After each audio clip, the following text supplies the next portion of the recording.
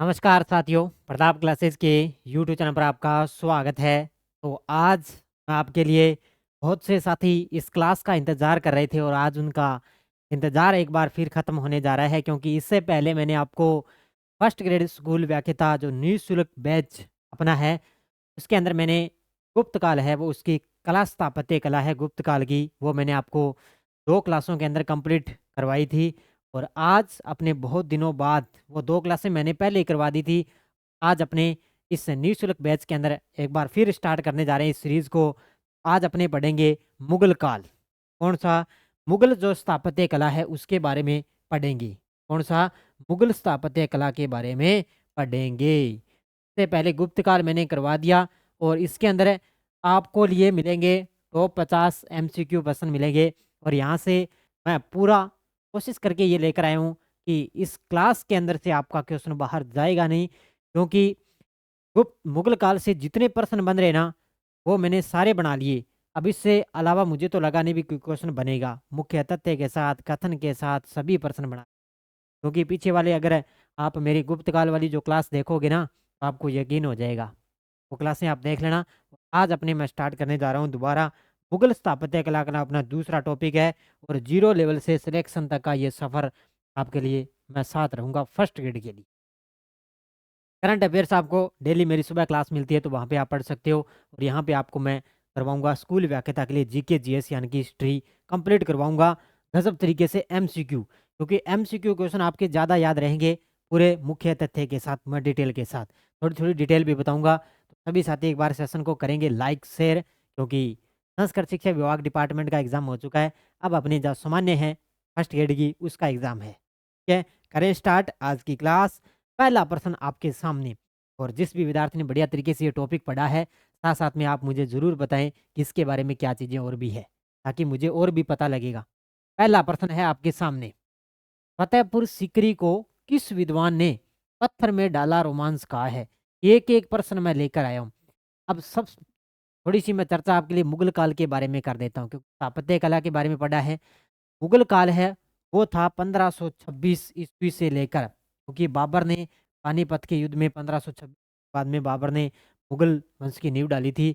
ये 1526 से लेकर 1857 तक था। मुगल काल है वो 1526 से लेकर 1857 के समय, क्योंकि बाबर द्वारा जो इब्राहिम लोदी है वो पानीपत के प्रथम युद्ध में हराकर मुगल साम्राज्य की नींव रखी थी 1526 के अंदर। ठीक है? इसके अलावा अब इसके अंदर जो आपका टॉपिक दिया हुआ है वैसे नहीं पढ़ना भी बाबर वो था उसने उसको शासक कराया है, आपको आपके लिए वो टॉपिक नहीं है। आपके सिर्फ है स्थापत्य कला, कला के बारे में पढ़ना है भी बाबर ने किस चीज़ का निर्माण करवाया, ठीक है? अकबर ने कौन-सी इमारतें बनवाई, जहांगीर ने क्या किया, चित्रकला की श्रेणी में क्या था, ये चीज़ें आपको पढ़नी है बस। ये है आपके टॉपिक में। वैसे नहीं पढ़ना भी इस युद्ध में किस शासक को रहा, ये कहाँ का शासक था, वो चीज़ें आपको नहीं पढ़नी है। ठीक है? ये जो चीज़ें मैं आपके लिए मैं लेकर आया हूँ वो पढ़नी है। पहला प्रश्न है आपके सामने, फतेहपुर सीकरी को किस विद्वान ने पत्थर में डाला रोमांस? फतेहपुर सीकरी। अब आपको पता है फतेहपुर सीकरी किसके समय थी? सबसे पहले आपको याद होना चाहिए अकबर के समय। किसके समय थी? अकबर के समय थी फतेहपुर सीकरी भारत। एक थी इससे पहले अकबर के शासनकाल में दिल्ली का एक हुमायूँ का मकबरा और एक है फतेहपुर सीकरी। तो फतेहपुर सीकरी को किस विद्वान ने पत्थर में डाला रोमांस कहा है? ये कहा है वीएस स्मिथ ने। किसने? वीएस स्मिथ ने कहा है। एक प्रश्न में आपको मैं थोड़ी-थोड़ी चीज़ें बताऊँगा, क्योंकि आगे भी क्वेश्चन आएँगे, उसमें अपने धीरे-धीरे बात करते जाएँगे। अब पहला मैं आपको बता देता हूँ, इसका उत्तर क्या हो जाएगा? VS Smith. अब इस आपको याद क्या करना है कि फतेहपुर सीकरी का जो वास्तुकार है वो कौन था? बाहुद्दीन। याद रखना, फतेहपुर सीकरी का वास्तुकार। साथ-साथ में याद ही करते जाना है, बाहुदीन। क्या था? बाहुदीन। बाहुदीन है, वो था फतेहपुर सीकरी का वास्तुकार। पत्थर में डाला रोमांस किसने कहा? वीए स्मिथ ने। ये अपना एक प्रश्न यहाँ पे कंप्लीट हो जाता है। अब थोड़ी-सी मैं डिटेल आपको और बता देता हूँ। आपने सीरियल देखा होगा जोधा अकबर, देखा है? बहुत सारे विद्यार्थी ने मुझे पता है देखा है कि अकबर और जोधा बाई का आपने नाटक देखा होगा। के अंदर जो अकबर की पत्नी होती है हरका बाई, उसी को जोधा मरियम उज़ ज़मानी बोलते थे। 1569 के दिन जब अकबर के जो बड़े पुत्र हैं, बड़े पुत्र को उन्होंने जन्म दिया और उसका नाम था शेख सलीम चिश्ती, जहांगीर जिनको कहते थे। इन्हीं के नाम पर इसका नाम रखा गया था फतेहपुर सीकरी पहले। क्योंकि फतेहपुर सीकरी में रहते थे तो उन्हीं के नाम पर इसका नाम सलीम रख दिया था। ठीक है, तो उसी के आशीर्वाद तो ये फतेहपुर सीकरी को किस विद्वान ने पत्थर में डाला रोमांस का, तो ये समित ने। अगला, जामा मस्जिद को लाल बलुआ और संगमरमर में निर्मित होने के कारण पत्थर में रोमानी कथा किसने कहा है। ये महत्वपूर्ण है, ये कथन सीधे सीधे आएंगे एग्जाम में, इससे बाहर जाएगा नहीं प्रश्न आपका। अब देखो, ये फतेहपुर सीकरी की इमारत है एक जामा मस्जिद, हम सुना होगा आपने जामा मस्जिद, ध्यान रखना। ठीक है, कौन सी है, जामा मस्जिद, ये फतेहपुर सीकरी की इमारत है ये। तो लाल बलुआ और संगमरमर में निर्मित होने के कारण पत्थर में रुमानी कथा किसने कहा था। ये बड़ा गजब का प्रश्न है अभी आपके सामने, का उत्तर क्या होगा बताओ। अब सबसे पहले मैं जामा मस्जिद के बारे में आपको कुछ चीजें बताता हूँ। फतेहपुर सीकरी में अबुल फजल की जो कोठी है उसके पीछे एक सुप्रसिद्ध है जिसको बोलते हैं जामा मस्जिद। ये एक ऊंचे बुलंद दरवाजे सहित स्थित है। ठीक है, इसके अंदर एक शेख सलीम चिश्ती और उसके पुत्र इस्लाम खां के 2 मकबरे भी बने हुए हैं जामा मस्जिद के अंदर। और यहाँ पर क्या है, इस मस्जिद की नींव पड़ने के 25 वर्ष पश्चात अकबर ने इस मस्जिद के आंगन में एक और बड़ा परिवर्तन कर दिया, क्योंकि बाद में इसका नाम क्या कर दिया, बुलंद दरवाजा, शानदार दरवाजा बनवाया जिसको बुलंद दरवाजा कहते हैं। ठीक है, जामा मस्जिद, ये किसने कहा कि बलुआ और संगमरमर में निर्मित होने के कारण पत्थर में रोमानी कथा किसने कहा, तो फ्रीगसन ने। किसने कहा था, ऑप्शन नंबर सी, फ्रीगसन ने कहा था। एक चीज जो आपको और याद रखनी है कि जामा मस्जिद को क्या बोलते हैं, फतेहपुर सीकरी का गौरव। याद रखना, क्या बोलते हैं, फतेहपुर सीकरी का गौरव। एक एक लाइन याद रखना, फतेहपुर सीकरी का गौरव, सीकरी का गौरव किसको बोलते हैं, जामा मस्जिद को। आपसे पूछ सकता है कि फतेहपुर सीकरी की किस इमारत को फतेहपुर सीकरी का गौरव कहते हैं, तो किसको बोलते हैं, जामा मस्जिद को। इस प्रकार याद रखना है, एग्जामिनर यहाँ से इस प्रकार प्रश्न पूछता है, इसका उत्तर क्या हो जाएगा, फर्ग्यूसन। पर्सी ब्राउन ने किसे मुगल स्थापत्य कला का रत्न कहा है। पर्सी ब्राउन ने किसे मुगल स्थापत्य कला का रत्न कहा है। इस प्रकार के प्रश्न आएंगे आपको आपके सामने। तो पर्सी ब्राउन की बात आई है, और पर्सी ब्राउन का तो आपने देख लिया होगा, आ चुका है इधर। देखा होगा कि पर्सी ब्राउन ने स्थापत्य कला का मोती किसको कहा है, तुर्की सुल्ताना का महल। किसको कहा है, तुर्की सुल्ताना की जो कोठी है ना, को कहा है पर्सी ब्राउन ने मुगल स्थापत्य कला का रत्न कहा है। ये प्रश्न आ चुका है, पिछली बार आरपीएससी फर्स्ट ग्रेड में इस प्रकार का प्रश्न है। अब की बार वो जामा मस्जिद वाला आएगा कि फतेहपुर सीकरी का गौरव किसको कहते हैं, जामा मस्जिद को। ये प्रश्न आएगा अब की बार। बाकी तुर्की सुल्ताना का महल जो जोधा अकबर आपने देखा हो ना सीरियल, उसके अंदर रुकैया बेगम होती है, के लिए है ये, रुकैया बेगम नाम सुना होगा आपने, वो है इसकी कोठी। पंचमहल किस शैली में निर्मित 5 मंजिला इमारत थी। पंचमहल है किस शैली में निर्मित 5 मंजिला इमारत थी। पंचमहल भी बने हुए थे, कहाँ पर बने हुए थे, नाम पता है आपने, पंचमहल। थोड़ी सी डिटेल में आपको बता देता हूँ कि पंचमहल कहाँ पर बने।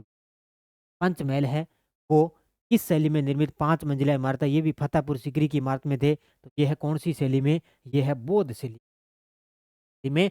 बौद्ध शैली के अंदर पंचमहल है, वो 5 मंजिला इमारत यहाँ पर बनी हुई थी। तो इसका उत्तर क्या हो जाएगा, बौद्ध शैली। ठीक है, याद करते जाना है बस, अपना तरीका यही है, टारगेट है भी एमसीक्यू प्रश्न है, अपने को समझ आना चाहिए और याद होना चाहिए। अगर मेरे साथ आप बने रहो तो करंट जो आप पढ़ रहे हो वहां पे प्रश्न आ रहे हैं, लेकिन यहाँ पे हिस्ट्री में इस प्रकार आपको कंप्लीट करवाऊंगा, क्वेश्चन आपको सीधे सीधे देखने को मिलेंगे। बस आपको देखनी पड़ेगी क्लासें, क्योंकि पीछे गुप्त वाले कराई कराई है ना मैंने, वो गजब तरीके की कराई है मैंने, कथन वाले प्रश्न।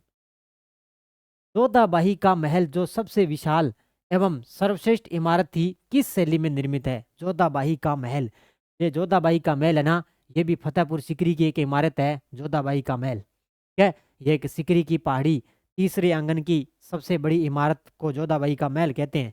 फतेहपुर सीकरी के तीसरे आंगन की पहली इमारत है ये, जिसको क्या है, जोधाबाई का महल कहते हैं। इसके अंदर सबसे विशाल और सर्वश्रेष्ठ इमारत थी, किस शैली में निर्मित है ये, तो यह शैली काम की है, यह है गुजराती शैली का मिश्रण। कौन सी शैली है, गुजराती शैली का मिश्रण, क्योंकि यहाँ पे जो इसका जो निर्माण कार्य है वो गुजरात के कारीगरों द्वारा करवाया गया था। ठीक है, इसके द्वारा, गुजरात के कारीगरों द्वारा। पर 3 नंबर, अकबर ने फतेहपुर सीकरी में जामा मस्जिद के दक्षिण द्वार पर 1602 ईस्वी में बुलंद दरवाजा किस विजय के उपलक्ष्य में बनवाया जो 176 फीट ऊंचा विश्व कप का सबसे ऊंचा दरवाजा है? देखो अभी बता के आया हूं मैं पीछे कि अकबर ने फतेहपुर सीकरी में है जामा मस्जिद और वहां के दक्षिण द्वार पर 1602 ईस्वी के अंदर ना बुलंद दरवाजा का निर्माण करवाया था। अभी पीछे बताया बुलंद दरवाजा किस विजय के उपलक्ष्य में बनवाया और ये 176 फीट ऊंचा विश्व का सबसे ऊंचा दरवाजा है। ये प्रश्न को देखो कितनी किस प्रकार मैंने बना दिया। तो ये किसके विजय में? ये है गुजरात विजय के उपलक्ष्य में। गुजरात विजय है क्या इसका उत्तर? हाँ, गुजरात विजय के उपलक्ष्य पर विजय के उपलक्ष्य में बनवाया था बुलंद दरवाजा। कब है? 1602 ईस्वी में। विश्व का सबसे ऊंचा दरवाजा है ये, ध्यान रखना। बड़ा गजब का उत्तर हो जाएगा गुजरात विजय के उपलक्ष्य में। निम्न कथनों पर फतेहपुर सीकरी के बारे में सत्य कथन बताओ। अब फतेहपुर सीकरी के बारे में प्रश्न आ गया ना, मैं कहता हूँ यहाँ से बाहर जाएगा नहीं। तो इस प्रकार मैं कथन से प्रश्न लेकर आ गया आपके लिए। और आज ये पहली क्लास है, बाकी कल अपने दूसरा पार्ट इसका अलग से पढ़ेंगे, क्योंकि छोटी छोटी क्लासों में अगर पढ़ेंगे तो अपने अच्छे तरीके से याद होगा। देखो फतेहपुर सीकरी के बारे में सत्य कथन। 1569 ईस्वी में अकबर ने इसे एक ऊंची पहाड़ी पर बसाया था, बिल्कुल सही है। 1569 ईस्वी में इसका निर्माण कार्य शुरू हुआ था। 1569 ईस्वी में अकबर ने एक ऊंची पहाड़ी पर बसा दिया था इसको। फतेहपुर सीकरी का वास्तुकार बाहुदीन था। पहले प्रश्न में मैंने बता दिया फतेहपुर सीकरी का वास्तुकार कौन था? बाहुदीन। बिल्कुल सही है, ये भी सही है, ये भी सही है। अकबर ने सीकरी को अपने लिए सौभाग्यपूर्ण स्थान समझा और उसे इसे एक बड़े नगर में परिवर्तित कर देने का निश्चय भी किया था। यानी कि अकबर ने फतेहपुर सीकरी को एक अपने लिए सौभाग्यपूर्ण स्थान समझा और उसने एक बड़े नगर में इसको परिवर्तित करने का निश्चय भी किया। ये भी बात है, सही है। इसमें सूफी संत शेख सलीम चिश्ती का मकबरा है, बता दिया मैंने।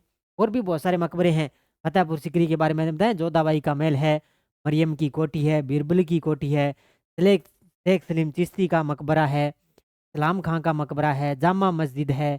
ये सारी की सारी इस फतेहपुर सीकरी में है। तुर्की सुल्ताना का महल है। तो ये सारे के सारे कथन क्या हैं? चारों के चारों सही है। आगे कथन दिए हुए हैं इसके अंदर, देखो सभी कथन क्या है? बिल्कुल सही है। इस प्रकार से आपको याद करना है एक एक चीज। अब इस प्रकार पढ़ोगे तो आपका एग्जाम में प्रश्न गलत होगा ही नहीं। एक लाइक वीडियो को बनता है। वीडियो को इस प्रकार की क्लास आपको मिलेगी, वीडियो को लाइक किया करो और शेयर किया करो। लाइक करो भी सारे विद्यार्थी वीडियो। अगला, किस विद्वान ने मुगल स्थापत्य को वास्तुकला का ग्रीष्म काल कहा है? किस विद्वान ने मुगल स्थापत्य कला को वास्तुकला का ग्रीष्म काल कहा है? Percy Brown, V Smith, David Miller और फ्रिग्यूसन। किस विद्वान ने मुगल स्थापत्य कला को वास्तुकला का ग्रीष्म काल कहा है? तो किसने कहा था? ये कथन वगैरह ना, इनको बढ़िया तरीके से पढ़ लिया करो, क्योंकि यहाँ से एक आधा प्रश्न आपको देखने को मिलेगा। तो ये किसने कहा? पर्सी ब्राउन ने। किसने कहा था? पर्सी ब्राउन ने वास्तुकला का ग्रीष्म काल कहा। और एक चीज मैंने आपको और बताई थी, जो तुर्की सुल्ताना का महल है वहां की पर्सी ब्राउन ने उसको क्या कहा? तुर्की सुल्ताना की कोठी कहा था पर्सी ब्राउन से। और स्थापत्य कला का मोती कहा है, स्थापत्य कला का मोती कहा। मुगल स्थापत्य को, यहाँ पर मुगल स्थापत्य को किसने वास्तुकला का ग्रीष्म काल कहा है? देखो अलग अलग है दोनों। किसने? पर्सी ब्राउन ने। मुगल शताब्दी की विशेषता के संबंध में सत्य कथन है। अब मुगल शताब्दी वगैरह इनकी विशेषता भी आपको पता होनी चाहिए भी, क्या कुछ इसमें था क्या नहीं था।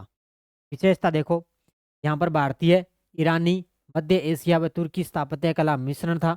यहाँ पर भारतीय भी थे, ईरानी भी थे, मध्य एशिया भी शामिल थे और तुर्की स्थापत्य भी यहाँ पर शामिल थी, क्योंकि तुर्की शासन भी था। ये मध्य एशिया का भी भाग इसके अंदर था, तो बिल्कुल सही है। विशाल गुंबद व मेहराबों का प्रयोग किया गया, ये सही है। उनकी विशाल गुंबद है, मेहराबों का प्रयोग किया गया। चार बाग शैली व बहता पानी का प्रयोग, ये बिल्कुल सही है। पितरदुरा का प्रयोग, सारे के सारे कथन क्या हैं? बिल्कुल सही। ये विशेषता याद होनी चाहिए। विशेषता भी एग्जामिनर पूछ सकता है आपसे, कौन सी विशेषता थी नहीं थी। कार मैं सारे प्रश्न आपके लिए बना के लेके आया हूँ। यहाँ पे क्या था? एक विशाल आकर्षक गुबंद भी था, पितरदुरा का प्रयोग भी किया गया, चार बाग पद्धति भी थी, महलों में बहते पानी का प्रयोग भी यहाँ पर किया गया। और जो पितरदुरा है ना, ये पितरदुरा का प्रयोग, ये क्या होता था? ये संगमरमर के पत्थर पर हीरे ज्वारात से जुड़ी गई एक जड़ावट थी। क्या थी ये पितरदुरा? हीरे ज्वारात, हीरे ज्वारात, हीरे ज्वारात है ना, उससे जुड़ी, उस जड़ी गई जड़ावट, जड़ावट जड़ावट, जड़ावट नाम सुना होगा आपने। ये क्या है, संगमरमर के जो पत्थर है ना, उनसे हीरे जवाहरात से ये जुड़ी थी पित्तरदुरा, को जड़ावट बोलते हैं। ये सारे के सारे कथन क्या हैं, सही है। इसका उत्तर क्या हो जाएगा, उपरोक्त सभी कथन सत्य हैं। पानीपत की ईंटों की मस्जिद का निर्माण किसने करवाया था? पानीपत की ईंटों की मस्जिद का निर्माण किसने करवाया था? देखो पानीपत की बात है, 1526 ईस्वी के अंदर बाबर ने इब्राहिम लोदी को हराकर पानीपत के प्रथम युद्ध में मुगल साम्राज्य की नींव रखी थी। पानीपत की ईंटों की मस्जिद का निर्माण किसने करवाया था? तो तय पड़ा आपके सामने, निर्माण इसका किसने करवाया था? बाबर ने। किसने करवाया था? बाबर ने इसका निर्माण करवाया था। तो इसका उत्तर क्या हो जाएगा? एक याद रखना, कुछ चीजें मैं आपको बता देता हूँ। बाबर के समय आपको याद रखनी है कौन कौन सी इमारतें थी। बाबर के समय इमारतें याद रखनी है, ठीक है। बाबर क्या है कि इमारतें इसकी याद रखनी है। बाबर के समय, बाबर भारत पर है ना ज़्यादा समय तक शासन नहीं कर सका था। ने के लिए दो इमारतें बची थी बाबर की। एक तो है पानीपत की काबुली बाग की विशाल मस्जिद, मैं लिख देता हूँ, काबुली बाग की, काबुली बाग की मस्जिद। एक तो है काबुली बाग की, पानीपत की है ये, पानीपत की काबुली बाग की विशाल मस्जिद है। एक तो ये इमारत बची थी।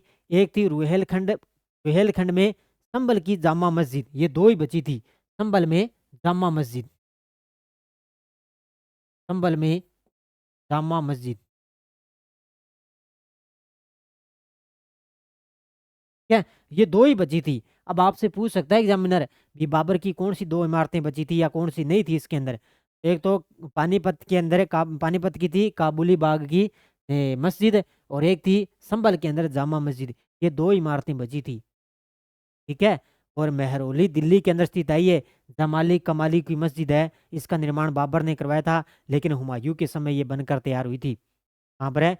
जमाली कमाली, नाम सुना होगा, जमाली कमाली। थोड़ी चीजें मैं आपको बता देता हूँ एक बार। जमाली कमाली मस्जिद, जमाली कमाली मस्जिद है एक, ठीक है। ये दिल्ली के अंदर है, महरौल दिल्ली के अंदर है। इसका निर्माण बाबर ने करवाया था, लेकिन ये किसके समय पूरी हुई? हुमायूं के समय पूरी हुई थी। ये चीजें याद करनी है, ठीक है। तो इसका उत्तर हो जाएगा 1 नंबर।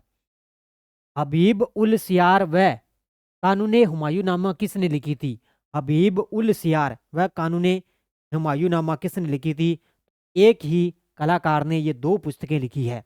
कलाकार मान लो चाहे लेखक मान लो, एक ही दो लेखक ने दो पुस्तकें लिखी है। एग्जामिनर यहाँ से पुस्तक भी पूछेगा आपसे, ठीक है। किसने लिखी बताओ मुझे? हबीब उल सियार व कानूनी हुमायूं नामा किसने लिखी थी? ये लिखी थी किसने? खोंद, ये लिखी थी खोंद हमीर ने, अमीर ने, ख्वादा मीर। इसका शॉर्टकट में नाम आपको याद रखना है। इसका उत्तर क्या हो जाएगा? खोंद अमीर ख्वादा मीर। इसने क्या है, एक तो अबीब उल सियार और एक कानूनी हुमायूं नामा लिखी थी। ये पुस्तकें आपको महत्वपूर्ण महत्वपूर्ण है ना, वो याद करनी ही पड़ेगी, इसका कोई इलाज नहीं है, ठीक है। बढ़िया बढ़िया तरीके से आपको पुस्तकें पढ़नी ही पड़ेगी। बाकी और सारी चीज़ें होंगी पुस्तकें वगैरह की, मैं आपको साथ साथ में आगे बताता जाऊंगा। वीडियो को लाइक करना शेयर करना आपका काम है। बाग ए नीलोफर का निर्माण किस मुगल शासक ने करवाया था? बाग ए नीलोफर का निर्माण किस मुगल शासक ने करवाया? किसने करवाया बाग ए नीलोफर का निर्माण? बाबर ने करवाया था। ने करवाया बाग ए नीलोफर, बाबर ने करवाया। यह कहाँ पर है? धौलपुर के अंदर है, ध्यान रखना, राजस्थान में। कहाँ पर है? धौलपुर के अंदर है, राजस्थान के अंदर। बाग ए नीलोफर का निर्माण किसने कराया? बाबर ने। कहाँ पर है? धौलपुर के। ये चीजें याद करनी साथ साथ में। किस सुल्तान के मकबरे में दोहरे गुंबद का प्रयोग हुआ है? किस सुल्तान के मकबरे में दोहरे गुंबद का प्रयोग हुआ है? किसके हुआ? ये हुआ है का हुमायूं के समय। अब बात आई है हुमायूं की, बात कर लेते हैं हुमायूं के बारे में। सबसे पहले पॉइंट तो आपको ये याद रखना है, दोहरे गुंबद का प्रयोग हुआ है। अब मुगल काल के अंदर चित्रकला की नींव वास्तविक रूप से हुमायूं के काल में पड़ी थी। चित्रकला की शुरुआत है ना मुगल काल के अंदर, वो किसके समय पड़ी थी? हुमायूं के काल में पड़ी। इसने क्या है, जब ये ईरान प्रवास के दौरान वो फारसी चित्रकला से प्रभावित हुआ था, क्योंकि ईरान प्रवास के दौरान ना फारसी चित्रकला से प्रभावित, ठीक है। इसके अलावा इसके साथ में दो चित्रकार आए थे। एक तो थे पीर सैयद अली, एक तो थे पीर सैयद अली और एक थे ख्वाजा अब्दुल सिराजी। नाम सुना होगा आपने, मीर सैयद अली और ख्वाजा अब्दुल सिराजी। इन दोनों को अपने साथ भारत लाया था कौन? हुमायूं। और हजमनामा या दास्तान हमीर रमजा का चित्र संग्रह इसने दोनों को भारत लाया था। कौन है? कौन कौन से? मीर सैयद अली और ख्वाजा अब्दुल सिराजी। और इसके जो मकबरे बने हैं उसके अंदर दोहरे गुंबद का प्रयोग हुआ है। अब इसके अंदर मकबरे आपसे पूछ सकता है कि हुमायूं के समय कौन कौन से मकबरे थे। मैं आपको बता देता हूँ कौन से मकबरे थे। अकबर के बारे में अलग से आपने पढ़ लिया। अब बात आती है हुमायूं के मकबरे। शेर शाह का मकबरा आपने सुना होगा, ठीक है। वैसे हुमायूं है ना कला प्रेमी था, लेकिन उसने कोई प्रसिद्ध कलात्मक इमारत नहीं बनवाई थी। दीपन नाहे नामक उसका एक दिल्ली का महल बहुत ही जल्दी किसी कला और ख्याली में बनवाया, ठीक है। बाकी आगरा के अंदर इसकी और हिसार के फतेहनगर में 2 मस्जिद बनाई थी, वो खंडर हो गई थी। बाकी इसकी कोई ज़्यादा डिटेल नहीं है। याद है भी दोहरे गुंबद का प्रयोग हुआ हुमायूं। अकबर के चित्रकारों में कौन सा कहार का पुत्र था? बड़ा गजब का अकबर के चित्रकारों में कौन कहार का पुत्र था? कौन था कहार का पुत्र? ये दशवंत। दशवंत ही था क्या? हाँ बिल्कुल सही है, दशवंत। अकबर के चित्रकारों में कौन कहार का पुत्र था? वो था दशवंत का पुत्र। अकबर के नवरत्न भी थे। आपने जिस विद्यार्थी ने जोधा अकबर सीरियल देखा है उसके अंदर सभी साथियों को पता है कि क्या हो रहा था क्या नहीं हो रहा था, सब उनको पता है, ठीक है। जोधा अकबर सीरियल देखा है क्या आपने? बताओ मुझे कमेंट करके सभी साथी कि सर मैंने देखा है, किसी ने देखा है, ठीक है। जरूर देखा करो, उससे बहुत चीज़ें आपको सीखने को मिलेगी।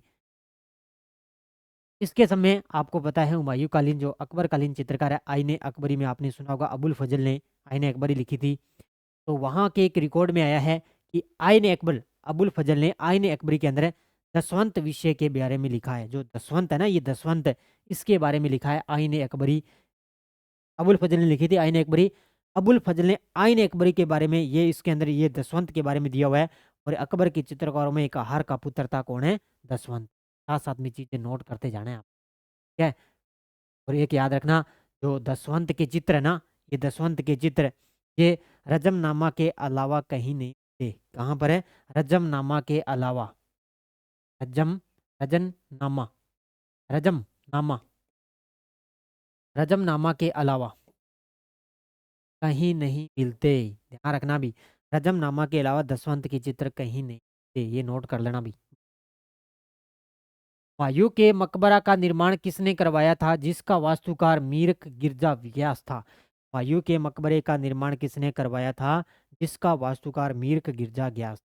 ये चीजें मैंने बता दी है आपको। क्योंकि मकबरे का निर्माण किसने करवाया? इसका वास्तुकार मीर गिरजा व्यास था। ये निर्माण किसने करवाया था? हाजी बेगम ने। हाँ, हाजी बेगम ने इसका निर्माण करवाया। और इसका वास्तुकार कौन था? मीर गिरजा व्यास था। ये चीजें मैंने आपको बताया है। मीर गिरजा व्यास तो चित्रकार भी अपने साथ लाया था। हुमायूं का मकबरा का निर्माण किसने करवाया? हाजी बेगम ने। और इसका वास्तुकार मीर गिरजा ग्यास था। किसका? हुमायूं के मकबरे का वास्तुकार था मीर गिरजा ग्यास। अब 3 प्रश्न बन गए यहाँ पे, 3 क्वेश्चन बन रहे हैं। देख लेना फिर क्या है ना, मुझे बताना मत भी सर कहाँ बन गए, ठीक है। तो याद रखना अच्छे तरीके से। अगला प्रश्न, फतेहपुर सीकरी का गौरव किस इमारत को कहा जाता है? देखो पहले शुरू में मैंने बता दी थी ये चीज, शुरू में ही मैंने चीज बता दी। फतेहपुर सीकरी का गौरव किस इमारत को कहा जाता है? तो जामा मस्जिद को। जामा मस्जिद का जो निर्माण कार्य है ना, वो 1571 से शुरू होकर 1571 में शुरू हुआ और 1575 के अंदर पूरा हुआ था, ठीक है। 1571 में शुरू, 1575 में पूरा। और है फतेहपुर सीकरी का गौरव किसको बोलते हैं? जामा मस्जिद को बोलते हैं, जामा मस्जिद को। मुगल काल की पूर्ण संगमरमर से बनी पहली इमारत जिसमें सबसे पहले पित्तरदुरा का नामक जड़ाऊ का काम किया गया था। मुगल काल की पूर्ण संगमरमर से बनी पहली इमारत जिसमें सबसे पहले पित्तरदुरा का नामक जड़ाऊ का काम, कौन सी इमारत है भी? बताओ, बता के आयो मैं पीछे। कौन सी इमारत है? वो है एत मादोला का मकबरा। गजब का भी एत मातुदोला का मकबरा है जो मुगल काल की पूर्ण संगमरमर से बनी पहली इमारत है। सबसे पहले पित्तरदुरा का नामक जड़ाऊ का काम। बताओ मुझे प्रश्न गजब का है या नहीं है? गजब का प्रश्न है आपके सामने। क्या हो जाएगा? एतमादुद्दौला का मकबरा। एतमादुद्दौला का मकबरा। अब ये देखते हैं किसके समय थी इमारत, बताओ मुझे। ये किसके समय इमारत बनी थी? ये थी, ध्यान रखना, किसके समय? ये थी जहांगीर के समय इमारत थी। जहांगीर के समय एक तो अकबर का मकबरा था, एक ये थी एतमादुद्दौला का मकबरा, एक ये था। इसके अलावा एक जहांगीर का भी मकबरा था। ठीक है, ये दो तीन चीजें थी अकबर ये जहांगीर के समय, बाकी शाहजहां के समय थी। ये एतमादुद्दौला का मकबरा। अगला देखो, जिस प्रकार ऑगस्टन सीजर ने रोम को ईंटों का बना हुआ पाया है, वह संगमरमर का बनाकर छोड़ गया था, उसी प्रकार शाहजहां ने मुगल भवनों को लाल पत्थरों से बना हुआ पाया और संगमरमर का बनाकर छोड़ दिया। उक्त कर है, पोस्ट कर लो भी इसको, तो पक्का ही टपकेगा। कि जिस प्रकार ऑगस्टस सीजर ने कहा कि जो रोम को ईंटों का बना हुआ पाया है, वह संगमरमर का बनाकर वो छोड़ गया था, छोड़ गया। इसी प्रकार शाहजहां भी मुगल भवनों का लाल पत्थर से बना हुआ पाया और संगमरमर का बनाकर उसको किया। ये कथन है, यहाँ से प्रश्न बनेगा कि नहीं बनेगा? कथन किसका है? पर्सी ब्राउन का कथन है ये। पर्सी ब्राउन का कथन है ये, बड़ा गजब का कथन बात कही है ये। क्या है? इस प्रकार की ये चीजें याद करा करो, आपको गजब तरीके से चीज जाएगी। अगला देखो, शाहजहां के काल को मुगल स्थापत्य का स्वर्ण युग किसने कहा है? शाहजहां के काल को मुगल स्थापत्य का स्वर्ण युग किसने, बताओ मुझे। आशीर्वाद लाल श्रीवास्तव, बिहारी लाल भार्गव, मोतीलाल मिनारिया या श्रीलाल चंपावत। शाहजहां के काल को मुगल स्थापत्य का स्वर्ण युग कहा है। शाहजहां के, अब देखो मुगल स्थापत्य का स्वर्ण युग का मतलब, चित्रकला की बात आ चुकी है भी, कौन सी किस में क्या कुछ चल रहा था, ये चीजें आती है कि मुगल कालीन जो चित्रकला है वो बड़ी गजब की रही थी, सबसे बेस्ट रही थी, वो रही थी शाहजहां के काल, नहीं जहांगीर के काल में। जो इसका चित्रकला का जो चरमोत्कर्ष काल है ना, वो जहांगीर के समय था, क्योंकि स्वयं चित्रकला प्रेम पारखी था जहांगीर। तो शाहजहां के काल को मुगल स्थापत्य का स्वर्ण काल किसने कहा था, ये बात पूछी, किसने कहा था बताओ मुझे शाहजहां के काल। इसका उत्तर हो जाएगा आशीर्वादी लाल श्रीवास्तव, ऑप्शन नंबर एक। क्या था? आशीर्वादी लाल श्रीवास्तव ने शाहजहां के काल को मुगल स्थापत्य का काल कहा है। ये चीजें आपको फटाफट ऐसे भागदौड़ में याद करने की जरूरत नहीं है।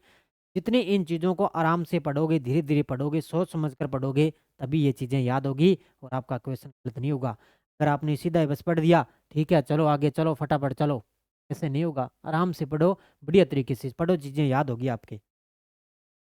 पिंजौर बाग हरियाणा के अंदर ये किसने बनवाया था? पिंजौर बाग है एक हरियाणा के अंदर, जो किसने बनवाया था, ये चीज़ आपसे पूछ, किसने बनवाया था? औरंगजेब।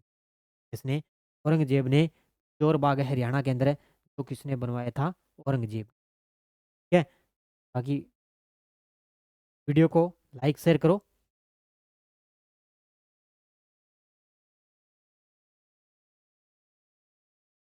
में आपको और क्या याद रखना है? औरंगजेब ने पिंजौर बाग बनवाया था, ये याद करना है।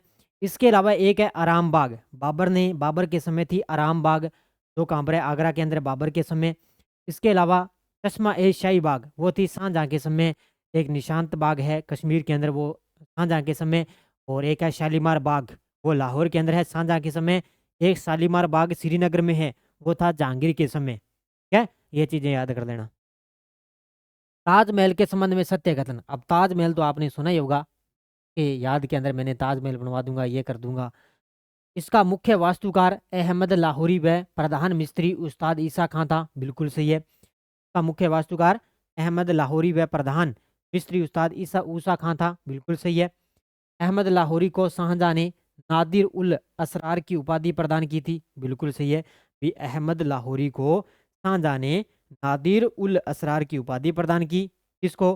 अहमद, इसका जो मुख्य वास्तुकार है ना उसको। ताजमहल हुमायूं के मकबरे से प्रेरित था, जो 22 वर्ष में 9 करोड़ रुपए की लागत से ये तैयार हुआ था, कहा जा सकता है। 1983 में यूनेस्को में सूची में शामिल किया गया था। बड़ा गजब का प्रश्न है, क्योंकि ताजमहल का जो निर्माण है ना, शाहजहां ने ताजमहल का निर्माण करवाया था अपनी सर्वाधिक एक प्रिय बेगम थी, प्रिय बेगम थी। उसका नाम था अर्जमंद बानू बेगम। अर्जमंद बानू बेगम एक सर्वाधिक प्रिय बेगम थी इनकी। इनके मकबरे के रूप में इससे बनवाया गया था।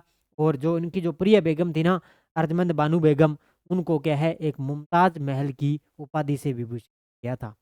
ताजमहल की उपाधि से विभूषित किया था। ध्यान रखना, ठीक है। इतनी चीजें बता दी, ये सारे के सारे कथन क्या है, सही है। उत्तर क्या हो जाएगा, 1 2 3 4।